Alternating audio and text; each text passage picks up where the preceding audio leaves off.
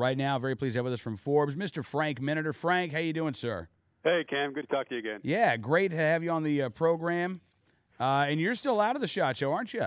I am. I'm still in Vegas. Lucky, lucky man. All right, you've got a piece at Forbes right now, How to Destroy the Lie Meant to Take Our Guns Away from Us. What is that lie, first of all, Frank?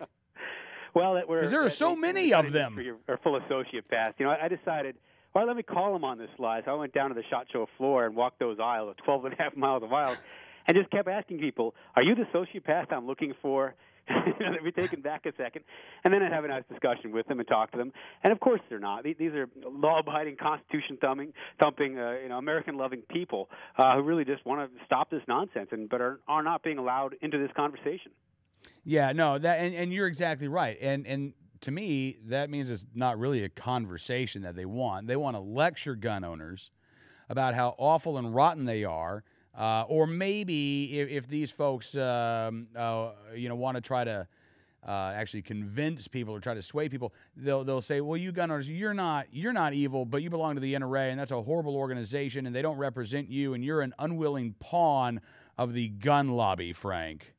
Oh, they would love to divide the NRA from America's gun owners. Yeah, they're trying that demagoguery on the NRA. It's like a political campaign where they have to destroy their opponent with character assassinations. It's such nonsense. Oh, no, it is I mean, you when you refer to this like a political campaign, you're absolutely right. In fact, Barack Obama says that he's going to take Organizing for America, his campaign apparatus, and they've got a new name for it. They're turning it into an organization called Organizing for Action. And one of the first things that they're doing, Frank, is they're organizing for gun control. So it's going to be Obama's grassroots, looks like, versus the grassroots gun owners of America in terms of trying to shape the political debate here and in terms of trying to, get the ear of representatives and public servants. Well, I just hope gun owners really hold together behind the NRA and defeat this. I mean, I'm a New Yorker, and I'm watching from afar. I would have to fly back into tomorrow what they've just done to my state. Yeah, I guess it's funny, as I was in the airport yesterday, there were a couple of guys who lived in New York, and I felt horrible when one of them said, well, I guess when I get back, I'm going to be a felon. You know, but what do we do? Do we have to turn in those magazines that are larger than 7 rounds? I've just heard that the police don't even have an exemption, and they have to go back and amend the bill. They passed it so fast. I have heard that, and listen. I'm not an attorney. We talked with William Jacobson, who's a law professor at Cornell, and he and some of his students have been going through the bill just to try to figure out what's in it. So the way that I understand it, and you were listening as well, Cameron, so if I get this wrong, help me out here. If you have a 10-round magazine, Frank, you're allowed to keep it, but it's illegal for you to ever load it with more than 7 rounds. Oh, wow. If you have had a magazine that's greater than 10 rounds, because those were grandfathered in back in '94, those apparently you've got to get rid of. So you will be a felon if you have any magazines that you were legally allowed to own before this week. Anything greater than 10 rounds now, apparently you are breaking the law in New York State. So they've made me into a criminal and every other one else. It's just incredible how fast this passed and what they've done. And I don't even know all the particulars to the assault weapons ban they just passed. There's a part of that. The particulars. Now, I don't know about the added number of specific banned firearms, or if there was a list of banned firearms, a la Dianne Feinstein's quote unquote assault weapons ban. But I know that the definition of what constitutes a quote unquote assault weapon has changed, which is weird because it's not like the New York State Legislature could redefine the definition of a cat or a dog or Frank Miniter. But a made-up term like quote unquote assault weapon is very easy to redefine because ultimately the definition is guns we want to ban. So now the guns that they want to ban, the guns that they have banned, are semi-automatic firearms that accept a detachable magazine, capable of holding a magazine greater than 10 rounds, that have one quote-unquote military-style feature. Right. You know, at the show, for example, I find myself, picking up in a lot of guns, and I picked up FNH's Alpine Ballista, and it's this bolt-action, really cool military-looking rifle. I mean, I guess you'd have to call it that, right. With Picatinny rails and the whole bit on it. And I'm looking at this, and it's a bolt-action rifle, and I'm looking at it thinking, are they going to go after this too because of all the cool-looking cosmetic features on it? This would actually be a fascinating experiment, Frank, to go to lawmakers and don't tell them that it's a bolt action, and just show them the picture and say, is this the type of gun that you're talking about? Is this the type of gun that we need to get rid of? Because you're right. So much of this is, these guns look scary to me, says a politician who knows nothing about firearms. And so therefore they must be banned. And you'll hear these politicians say, why do anybody need more than 5 rounds? They would be fine if you said, can we have a bolt-action rifle? Absolutely. The bolt-actions are fine. But if they didn't know that was a bolt-action, I bet they would freak out and say, Frank, we need to get rid of these weapons of war.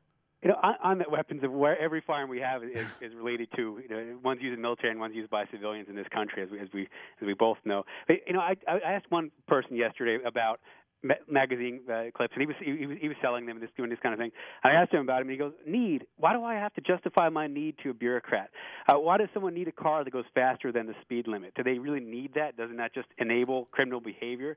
Need? No, I'm not going to have a discussion on need. I really appreciated that." Yeah, well, look, it needs to be said because this is one of the arguments. I had somebody on Twitter engage me, and I've started to respond back when I have time to anti-gunners who are at least don't seem like they're frothing at the mouth.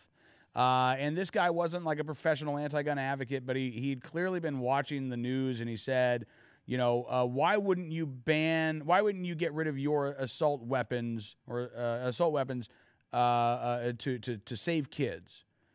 And I replied to him, and I said, well, can you define assault weapon for me? And he said, it's any gun that shoots 10 rounds at a time and blah, and I said, well, what you're referring to is a select fire, a fully automatic machine gun, a semi-automatic firearm, the type that they're talking about banning, shoot 1 round every time you pull the trigger, just like a bolt action, just like a muzzle loader. You've got to pull the trigger in order for another bullet to come out. But this guy who was so convinced that I'm awful for wanting a modern sporting rifle, wanting an AR, he never responded. But at least I was able to give him that information. And Frank, I think that's what it's going to take. We're going to have to correct this avalanche of misinformation that the media has been trying to overwhelm us with. No, it's right. It's a massive battle against ignorance. I went out to that 3 Gun Nation shoot and watched them, with their ARs and so on, go through that course and compete for the top shot, and the winner won $50,000 prize. And it was just to be around that crowd and watch how engaged they were and happy they were, and American loving as they were. I just wish there was a way we could pull in people and show them that. And I know that's happening around the country in many different ways, but we have to continue that process because it is ignorance they're up against. Oh, it is. And, I remember talking out at SHOT to one of the hosts on Sportsman, and he pointed out, he does a hunting show, and he said a couple of years ago we decided to switch to the AR platform exclusively because we kept hearing all of this nonsense about, well, AR is not a hunting rifle. The only thing it was designed for is for killing. The only thing it's good for is for killing humans. And he said, well, look, we've shot everything from whitetail to big game with the AR, and it's just, one of the reasons why he decided to make that switch was just to help educate people about the versatility of the AR. He said, why would people want to use it for hunting? He said, well, how about you drop it and you don't have to go back to your house and go, clean your gun. You can wipe it off. These things are more rugged. They're great for being out in the field. There are lots of practical reasons why somebody wants one of these firearms that have nothing to do with anything evil or monstrous at all.